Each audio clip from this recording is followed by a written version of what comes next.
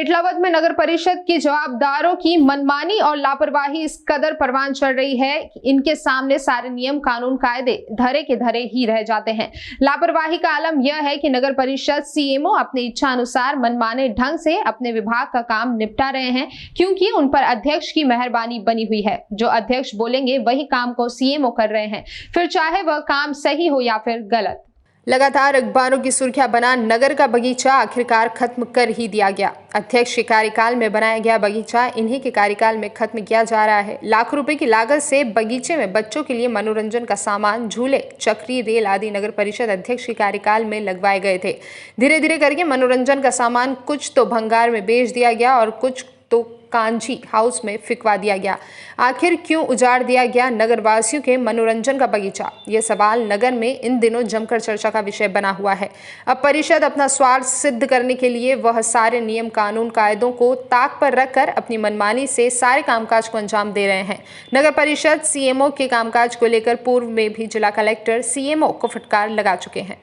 जब इस संबंध में परिषद के सीएमओ मनोज कुमार शर्मा से चर्चा की गई तो उन्होंने दिन में तारे दिखाते हुए ऐसा सफेद झूठ बोला कि सुनने वाले दंग रह जाएं। साहब का कहना था कि बगीचे में लगी नाव को हम रिपेयर करवाने के लिए निकाल रहे हैं। आखिरकार वर्षों के बाद लगी बगीचे में नाव को रिपेयर करवाने की आवश्यकता क्यों पड़ी है? देखो, हमारे द्वारा जो भी बच्चों से मनोरंजन या बड़ों से मनोरंजन की सामग्री है, उनको हमारे द्वारा हटाया इसलिए गया उसको रिपेयर करके वापस बगीचे में लगाया जाना है और उसकी साफ़ सफाई करके नए तरीके से सौंदर्यीकरण किया जाना है। पुरानी जो सामग्री थी वो जंग लग के ख़राब हो चुकी थी, जिसको वापस व्यवस्थित रंगाई पुताई करके उसको सुधार करके वो वापस लगाई जाना है, जो आम लोगों के लिए मनोरंजन के लिए रहेगी। सर, कब तक ये सामग्रियाँ वापस गार्डन में लग जाएगी?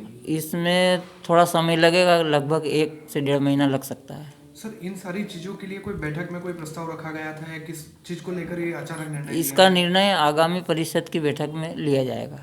अभी बिना कोई निर्णय के उसको हटा दिया गया हाल फिलहाल में? पहले प्रस्ताव पारित हुआ था इस मामले में कि वहाँ से हटाने को लेकर प्रस्ताव पारित हुआ था। बड़ा सवाल यह भी है कि बामनिया व करवड़ की तर्ज पर कहीं ऐसा तो नहीं कि यहाँ पर भी परिषद अपनी मनमानी कर कॉम्प्लेक्स बनाना चाहती है।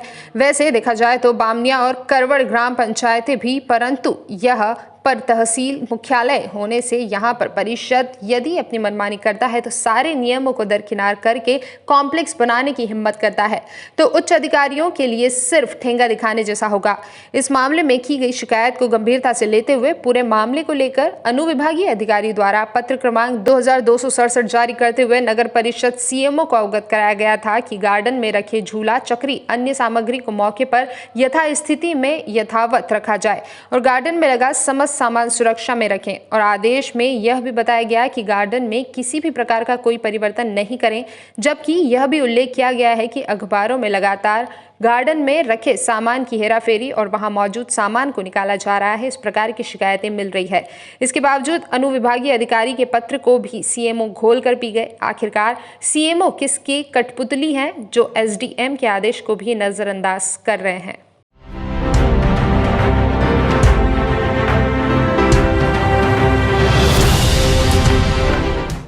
आप सभी दर्शकों का हार्दिक आभार और धन्यवाद। दोपहर न्यूज चैनल अपनी सफलता के 3 वर्ष पूर्ण कर चौथे वर्ष में प्रवेश कर चुका है। सिटी केबल नेट व यूसीएन पर पूरे मध्य प्रदेश और छत्तीसगढ़ में अपनी एक अलग पहचान बनाने के साथ ही यूट्यूब पर दर्शकों के सर्वाधिक आकर्षण का केंद्र बन चुके दोपहर न्यूज को आप सभी दर्शकों का भरपूर प्यार और सहयोग मिला है। इसके लिए हम आप सभी का आभार व्यक्त करते हैं। दोपहर न्यूज से जुड़ने के लिए संपर्क करें राजेश पिपलोदिया 8889300073।